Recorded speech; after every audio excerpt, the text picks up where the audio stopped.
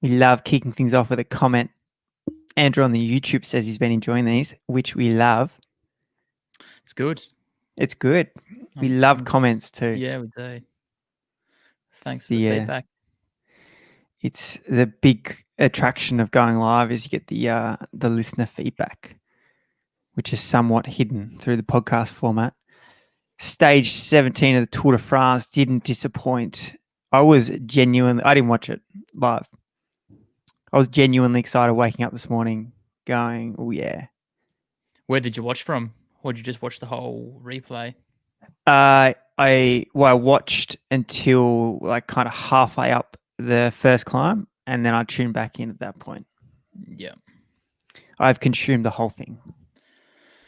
You? Yeah. I stayed up overnight, late night again. Tonight will be the same, but it was worth it. We talked about the carnage that was going to unfold on the last climb, and it didn't disappoint. Fast stage all day. Altitude took its toll, and it was just a real bike race, 1v1, v1, v1. I think if you look at the top 20, there's only a handful of blokes that came in with another rider. Everyone was on their own time, so everyone was just crawling that last K or two. Do you think that went unnoted in yesterday's discussion about the stage, the altitude? I don't think so. Underrated it, though? I don't think so. I mean, I tipped Miguel with the altitude, with the steepness. We tipped carnage, and we got it all. Yeah. But guys were genuinely crawling over the finish line. 10% average or more for the last 5K is severe. At the end of a stage where it was ridden hard all day, Bahrain took it up early, and then the altitude, like we talked about, anything over sort of 1,800, 1,900 meters, you start to get found out. And Lopez, he was born at over 2,500 meters, so it was easy money for him. And Sepp Kuss as well, being from, I think, Colorado, altitude as well, didn't phase him. So it really does take its toll on riders, especially at the end of 3 weeks. The altitude is just brutal, and that's all we got tonight. It's a little bit more civil. I think 1,500 meters is the highest we get to tonight, so that's not going to play its role. But last night it did, big time. Yeah, Lopez was just channeling his days of playing football in the school playground with his bros at 2,500 meters. Yeah, easy money. Mikel Landa showed a lot of interest early, putting Bahrain Merida on the front of the first climb from the get-go. Everyone was involved as well. Marco Halla, Sonny Colbrelli, all the boys were getting involved. And over the top of the Madeleine, they still had Mohoric, Poles, Bilbao, Landa, and Caruso. They had 5 guys there. That's some super strength. There was maybe only 25 guys there. And then it kind of all fell apart for Landa. He didn't. Everyone was kind of waiting for him to attack because they'd been on the front for the last 2 hours. And it just never came. The girls never came. The team was uber strong. Yeah. Genuine team effort. Everyone was class A, bar the guy that needed to be. Landa was okay, but he wasn't the kind of rider that you sit on the front for all day. What do you think is going? What do you think was going on? Do you reckon it was a plan? Do you reckon it was just Rod Ellingworth trying to show he's I've gone to Bahrain now, look what I'm doing here, we're on the front, we're tearing it up? Or Landa's boys, I'm feeling $1 million. But surely you'd know, halfway at the Madeleine or at the bottom of the final climb, I'm not feeling it, knock it off. Surely it just doesn't get to the point where Caruso's doing the pull and then you feel like you're not up to it. You've had your team on the front all day and don't deliver. It's been hard to jump on the bus or have dinner last night with that sort of performance. But at least they had a crack. They tried something. They showed their strength, and it didn't come off. And I know I've been hard on people showing effort with no reward in this tour. But maybe I'm going to make an exception for this case, because no one's really taken it up to Jumbo. No, they took it up. But as you said, like they did a horse cat climb before the final climb. You know if you're any good or not. You know if you're on a shocker, and he wasn't on a shocker by all means, but yeah, the gents at the dinner table that evening last night wouldn't have been sitting down going, "Yep, you beauty, good work out there, Miguel. Like we backed you in, you delivered, or at least you had a red hot crack at it." Yeah. And you know what? It probably wasn't even to drop Roglic and Pogačar. It was probably maybe looking to get rid of guys like Yates and Port, who were kind of around his mark. So they didn't even do that. So it's not even the slightest success. Yeah, he came in with Landa. I guess they got rid of Rigo, but overall he held his spot of seventh on GC. So there's another chance tonight, though, Alex, which I'm sure we'll touch on shortly. Which is probably the surprise for me that it wasn't that it was laid out last night when there was nothing really to be gained by laying it out. Jumbo would have done exactly the same thing, but instead we've used up a lot of riders, both physically and mentally. Like it's going to be hard to rally the troops now when they go, well, we're riding for a guy that's about a minute and a half off the best rider. Yeah. Whereas Lopez, he'll be rallying the troops tonight, going, boys, we're on here. Yeah, big time. Yep, he was good. We talked about it. The altitude was going to come into play, but yeah, it was good to see someone go ahead of the two Slovenian boys, and they were digging in. We saw them go to their absolute limit last night. Pogačar, yeah, he got close. He got close to Roglic with about 300 to go. He like made a big charge to get there, to get to the wheel, and then just blew. Maybe it was even 200, 100 to go, and then ended up losing 15 seconds.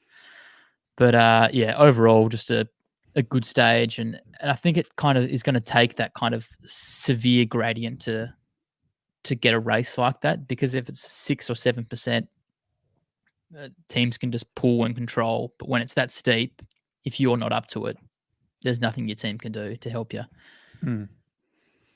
Yeah. Richie Port. He was impressive. He was. Absolutely. I saw an interview. He said it was one of the hardest stages he's done in his career, which says a lot. He's been professional for I think this is his 10th year. He was there at the Giro that time where he was in the top 10 as a first year, 8-hour-long stages, and he's saying this was harder. So I think that shows how tricky it was, and just the pace was just on all day. And he came in a minute down on Lopez. Minute one. Climbed up onto the GC to fourth. Still a minute. What is that? A minute 40 odd down on the podium. I think if that was to stay as it is, he's a chance, but he has to get through tonight, not losing any time to Lopez. So overall, I think it was a good day, but yeah, Lopez, who is now his closest rival for that, just had some day last night. Yeah, he was superb. He also picked up 10 seconds for the victory. So 10-second bonus. That's a lot when we're talking about podium positions now. That 10 seconds really could be the difference. So I think Prue's brought up a good point here. Will we see Superman Lopez be aggressive again tonight? Is he thinking now after last night's performance, I can win this tour? That is a great question from Prue. I think so. Before it was a race for third. Now is it a race for yellow?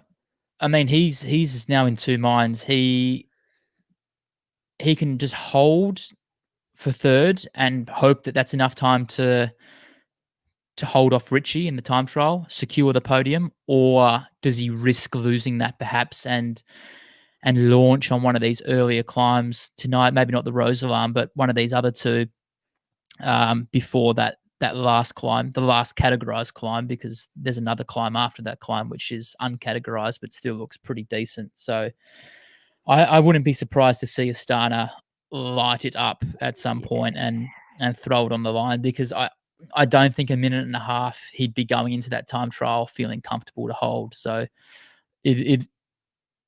yeah, I think we'll see him on So the you're attack thinking he's tonight. going to? So you're thinking he's going to need to take more time even to hold the podium?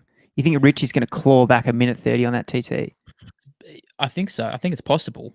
I mean, if I was Lopez, I wouldn't be going into that TT with a minute and a half on Richie thinking, I've got this podium sewn up. 2 minutes, maybe, but I don't think he'd be comfortable with a minute and a half going into the TT. My opinion. Yeah. You think it's enough? Well, just because of the climb. Mm. A genuine 40K TT, yep, Richie be licking his lips, anything under 2 minutes. Because there's a genuine climb in the TT, does that give guys opportunity that traditionally wouldn't be so class against the clock to I think it presents a better opportunity for them instead of a flat TT. But I think a time trial with a hill, there's still that mental side of it that it's a TT. You know, you're not chasing anyone. You haven't got anyone like trying to drop. You've been by yourself for the 25Ks before. It's about pacing. It's about staying focused mentally, and it's a different kettle of fish with the time trial. But I think that the climb adds a little bit of a positive for those non-time trialists, but not as much as people think. Yeah. Let's just get back on Richie Port for a second. Mm-hmm. Like, if you take out Superman Lopez, like he's put time into Yates, Uran's off the podium, Landers pretty much. Landers 30 seconds, or bit under 30 seconds behind now. Enric Mas, like he's secured that spot and has genuinely cemented himself as a podium contender. Where I know that he'd been good. I know there'd been mountain stages where he'd been solid, but this was classed as the Queen stage. This was the genuine mountain test. So it's time to get really, really excited. Yeah, this is the D's. This is the D's are heading to Perth. I know they're going. We're going to Perth. We're going to Perth. Yeah, I don't know. Last night was a big test, but Lopez passed it with flying colours, didn't he? Yeah, he did. And so did Richie. But I just think a minute and a half. Yes, he can get that back, but he would have liked to have seen it more around the minute. And tonight, I know we're going to get onto it in a sec, but tonight is just brutal. It could go. It could be chaos today. It could be absolute chaos. Yeah. Anything else to note before we move on to tonight? Sepp Kuss, maybe? Roglic, superb last night. In the yellow jersey, the pressure's been on. He hasn't really been properly tested until now, you could say. He hasn't been. Well, he wasn't completely isolated, but he hasn't been in a situation yet where he's been on the defense, where he's genuinely had to chase. No, I guess on the Peresord, he let. I think he let Pogačar go on the Peresord 2 weeks ago, but last night it was everyone just going flat out for that last 2K, and I think given what we've seen last night, don't want to go early on this because there's still tonight to get through, but I think he's going to win the time trial in a couple of days. I don't think anyone's going to be up to his level in the time trial. So I think if he can get through tonight, he can even lose a little bit of time if things go a little bit pear-shaped. I think he's going to crush the time trial on Saturday. And you would be confident with the backing that he's got heading into tonight. Exactly. Yeah. Sometimes as a leader, you'd be a little bit worried about a stage like tonight. You know, if Pogačar was to have yellow or Richie was to have yellow, you'd be very worried for it. You would be awfully nervous. But on a stage like this with the strongest team by a country mile, he'd be feeling very confident going in tonight. If things were to get out of control, he's definitely going to have Kuss. He's going to have Van Aert and Dumoulin. So he'd be feeling very comfortable going in tonight. On that front, he can still potentially just have a shocking day, which can happen. It's happened before. It's happened But before. it seems like these Northern Europeans have got everything dialed in, have accounted for everything. So Even they Primoz- should get through it. Primoz last night, in the seat, of course, but like he wasn't looking around. He looked cool, calm, and collected as he's going full noise over 2,000 meters altitude, hunting down Lopez. He wasn't looking around. He wasn't flustered. No. Good point, Alex, because I noticed he's an operator. I noticed Pogacar on the Perisord a couple of weeks ago, and also last night getting upset with the fans. Like, yeah, they were close, but everyone else was just getting to work, getting down to it, not worrying about it. But Pogacar, this is just an observation, was hitting the crowd away, and he did the same a couple of weeks ago. Just something to note. I'm not sure if there's anything in there. He's just getting a bit flustered by it all, but maybe he just really doesn't want COVID. Maybe. And Sepp Kuss, was he breathing in the last 2 kilometers? He was literally just out his ass. He was Terry tapping. He was redonk, wasn't he? Yeah. I think he's born at altitude or lives at altitude in Colorado, so that wasn't a problem for him. But he was right up to it last night, and he got released as well. He was setting tempo. Roglic let him go, forced the others to chase. Did he? And what do you mean? Did he let him go? What, you reckon I reckon he blew up. Roglic? Yeah. On the wheel? Yeah. Nah. And the message wasn't communicated. Sepp Kuss turns around, he's got Lopez on the wheel, and that's it. What was there to gain? They were going over like 10%. Do you think if he'd blown there, he would have been able to do the last 2K like he did? Well, it was Roglic fashion. He was just churning away. I don't think he blew. I think he let Kuss go, but we can agree to disagree on that. Yeah, no, I don't. No, he didn't. Yeah, no, I think he was superb. Wood Van Aert again got dropped with, I don't know, circa 7 or 8 Ks to go. Yeah, 7 Ks to go. Like it's literally a select climbing group. Bilbao's going hell for leather on the front, and the guy that's won 2 bunch kicks is just sitting there, just churning away. I reckon Bilbao does about 5 or 10K more than everyone else each stage as well. What? just like side to side on the road, just wiggles up the road. I think Adam's agreeing with me here. I think he knows what he's talking about. Which is no question. We've got intelligent listeners, Campbell. Carapaz put in a hard effort. He did we haven't even touched on that. There was a breakaway before. Carapaz lasted till I think about 3 or 4K to go. Yeah, strong break as well, wasn't it? Julian, Alaphilippe, Dan Martin, and one of the Izagirre bros, Gorka, yeah. Alaphilippe put in his token, I'm about to get hooped attack. Nothing's done subtly with this guy, is it? He needs to make a scene out of everything. Good. When he comes back to the bunch, just like a big stretch, like just make sure that I'm in front of the cameras. You got to love him. I'm a big fan of him. I love it. I tell you what I didn't love. I didn't love the footage of Dan Martin descending the Madeleine. No, it wasn't good, was it? Nervy.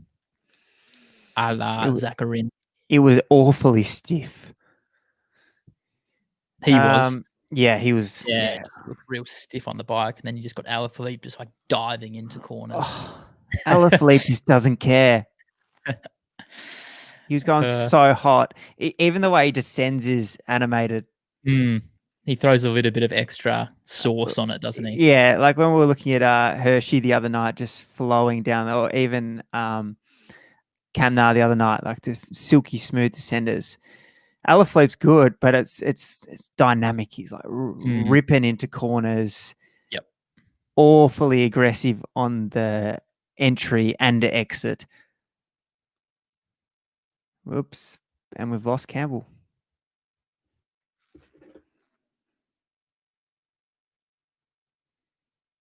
Apologies for the technical issue. I'll send him a message.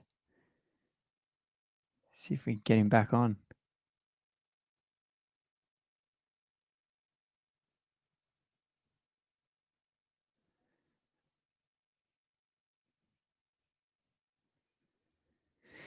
Adam Phelan. Oh, here he is. I think he's back. You there? Yeah, not sure what happened there. Welcome back. Me scusi. Yeah, Adam's hit the nail on the head here. Alaphilippe equals panache in all aspects of life, even when he's getting hooped. I think it being the Tour de France, the French cameras are on him at all times, so we see whatever he does, we're going to see it. He must love and he knows, that, though. And he knows. He loves the camera. He knows the cameras are on him. Yeah. Another comment.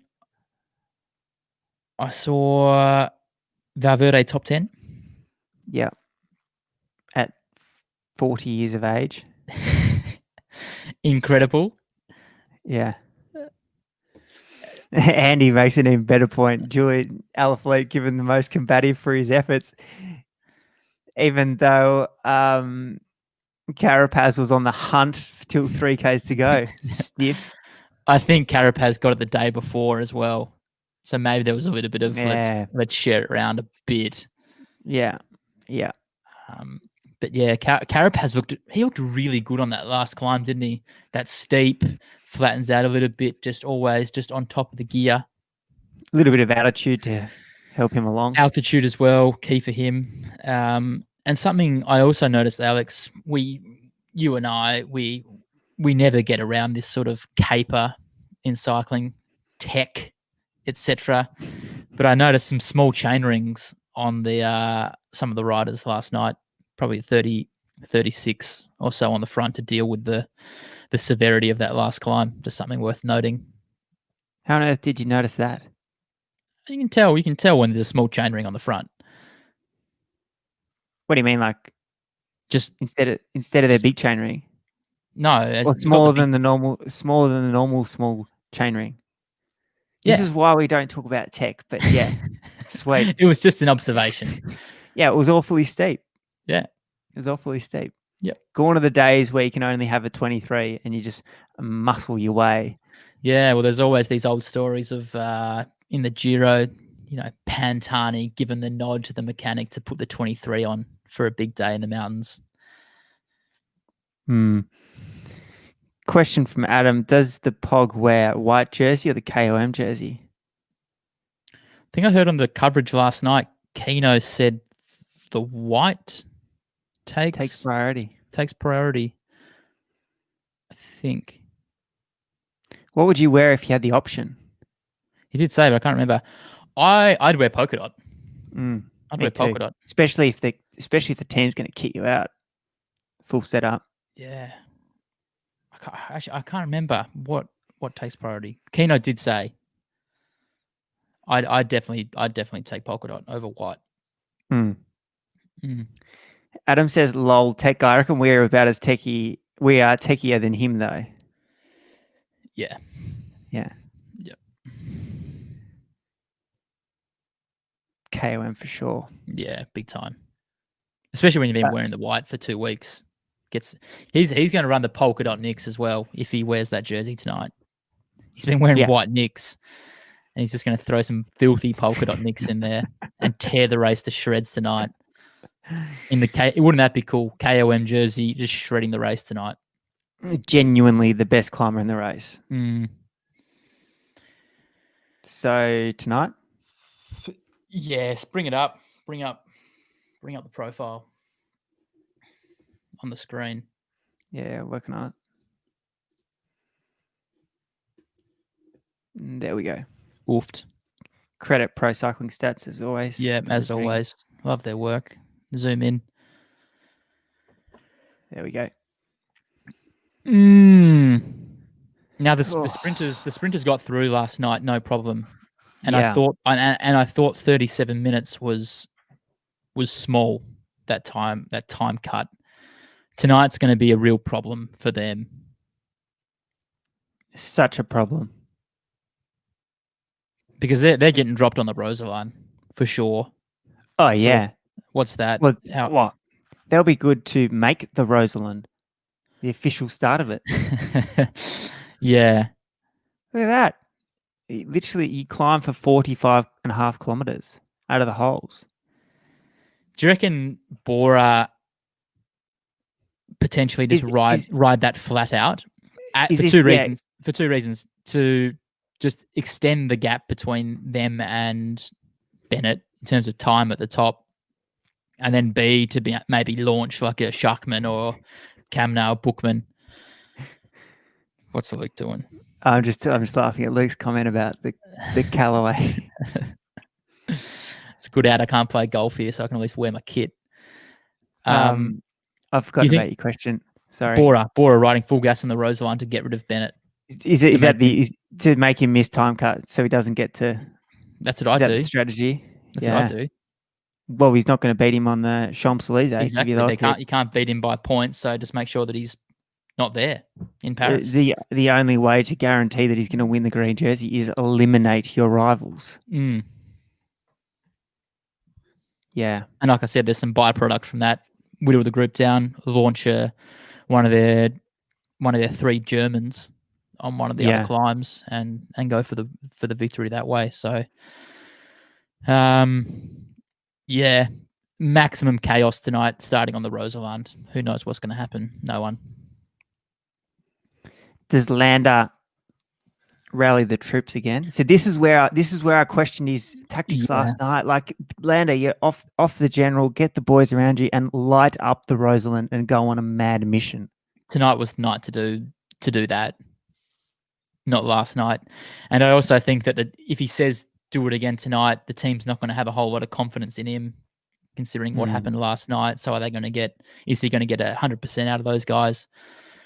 I'm not sure, but I'd love to see him, or probably Superman, go on one of these last 3 climbs. Especially Superman, because he's going for the win. Yeah. I think Superman's more likely. Superman has got the team as well to do it, to be there, to set some pace for him on one of those climbs. But, I mean, who's got the huevos for it? Who wants to risk it? He's already in a podium position. We talked about this earlier in the discussion. It's it's all possible. Anything's possible. What are some of these questions coming in? Thoughts on who wins the KOM jersey? Does Pog take it all the way to Paris, or does Roglic? Or you've just shafted Andy Matthews clean out of a question. Oh, I'm just going from the bottom up. We can go from the top down if you want. Oh, that would make more sense. He was in first. Okay, you can service Andy's question then. You want to read it out? Your host. Andy on YouTube says, last big climb tonight is brutal. 6 Ks at 11.2%, max 15, followed by 2 Ks of gravel. Opportunity or danger? Both. Yep, danger for those that are suffering, opportunity for those that are wanting to go on the attack. No gravel on the downhill, which is great. yeah, that is great. The thing about kind of long range missions on this stage is that it doesn't have to happen on the Rosalind. No, the Rosalind would be used to soften people up, get rid of teammates, etc., etc. But then from the Cat 2, there's hardly any valley. Yeah, it's not like you're not sending guys up the road to ride the valley for you. There's no valley. You're literally climbing or descending.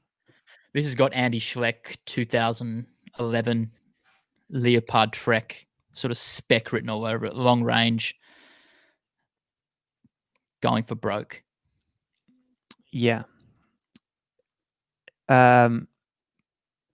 Luke Parker's talking about your hat there, Campbell. We might have to reach out to Map to get some fresh hats if they're still running them.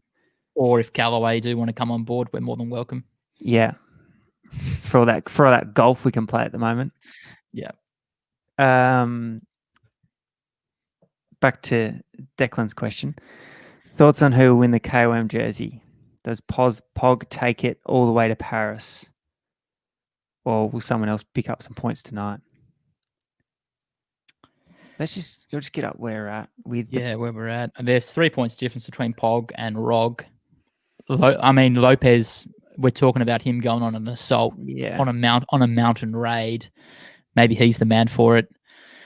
But I don't think Roglic is going to be thinking about picking up KOMs along the way if it presents itself. I'm thinking it's going to be Pog or Lopez for the polka dots, unless an early break kind of gets away on the Roseland with Roland in it, with Roland or Carapaz, who's been super active the last few days, and I think we're going to see Ineos. This is their last chance for a stage win tonight. I don't think there's anyone that's going to win the time trial for them. So they're going to be going all in tonight for the stage. And my tip a couple of days ago, Kwiatkowski, I'm going to tip him again tonight and them to get as many blokes in it as possible. You think, though, that, these guys are racing for it and it just comes as a default. These guys are racing for the general. Yeah. Tom McFarlane asks, do you think the stage is too hard and could make the racing negative in parts, especially with the TT coming up? I'm sure a lot of guys will be thinking about that TT. But like we talked about, guys like Lopez, has he got enough of a gap on Richie? It's really touch and go, minute 30.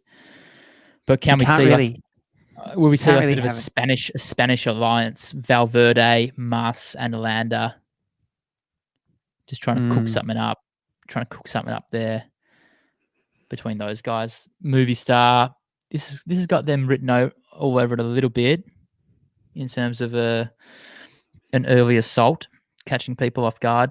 And Mas looked good last night. He looked really good on that final climb. So maybe he's building in nicely, but definitely possible that we could see some negative racing with the TT looming on Saturday. Or guys just awfully scared of what's to come in the stage if they're not willing to race till late in the piece. Yeah. If no one really wants to throw it down. Chavez, Mitchelton still chasing a stage. They're still chasing that stage. Oh yeah. Where's Yates? Fifth on GC. I think he's been fourth before on GC. So it's not like it's he's not going to be. I'm sure he'd be happy. I'm sure they'd all be happy with the top 5, but it's not something that he hasn't done before. So I don't think they'll be saying it's been a super, super successful tour with the top 5 GC, considering they came in wanting to win stages. They've been trying, but even Chavez, he hasn't looked super when he's been trying to get into these breakaways. So I'm not sure whether he's even in the nick to win from a breakaway, because if there is going to be a breakaway that Chavez is going to win from, you can expect guys like Carapaz and Barguil to be in there. So I'm not sure whether he has the quality to do it. You'd think if a stage win's going to come, it's got to come from Yates. Yeah. Yep. Or Mezgec tomorrow. Yeah, tomorrow. Bennett and Caleb, if they don't get through tonight. I guess that's another team that's going to be awfully interested in the sprinters not participating tomorrow. Yep. Oh, you will be if you come out of the holes tomorrow not feeling $1 million. This is a nightmare. Yep. There's no warm-ups. Turbos are out. Yeah. Straight in, no kissing tonight. Yeah.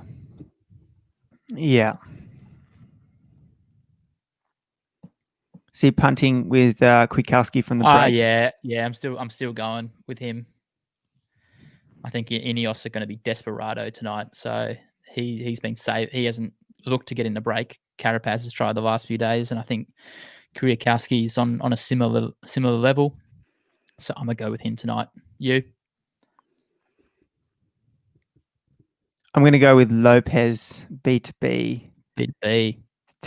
He's not going to go early though. I think he's going to go late, just to take a little bit of comfort time to secure that podium. When's he going to go? On the last climb, the last categorized climb. Yeah, that's serious business as well. That's 6K at 11%, like was commented before. So, ooh.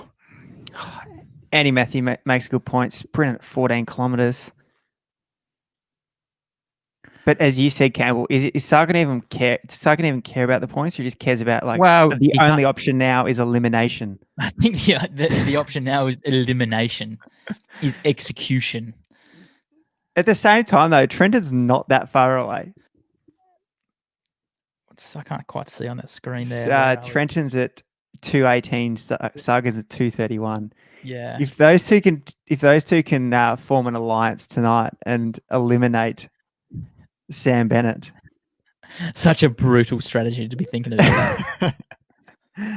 Yeah, it's the only option though. Yeah. There's no other options. No, there's not. And Sam Bennett hasn't been climbing like poorly either. No. He's got a little bit of motivation with the green jersey on his shoulders, so I'm sure Quickstep will drop some guys back to make sure that he doesn't get eliminated from this race. So wild tactic, but one that could be used. Yeah. Cool.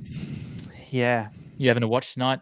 Yeah, I'm gonna go the distance tonight. Yeah, good to hear. Yeah. It's disappointing that this isn't a Friday night. We could all hang out, watch the tour. But that's how it is. Yeah. Any last questions, comments, thoughts?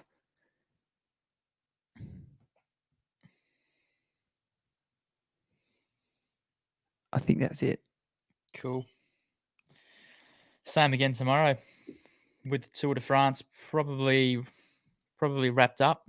You could almost say after tonight. Or Lopez takes a minute 30 and I'd love to see it. I would love to see it. The Pog comes out on a good one.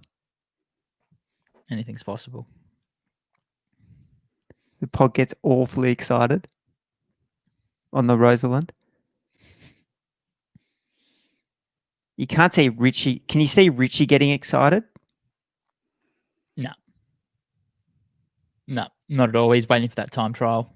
I think he'd be confident-ish with a minute 30 to Lopez to take it back.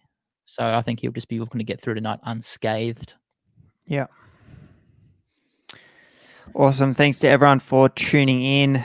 Thanks, Campbell. We'll see you back here at 5 o'clock tomorrow. Yep. Let's go.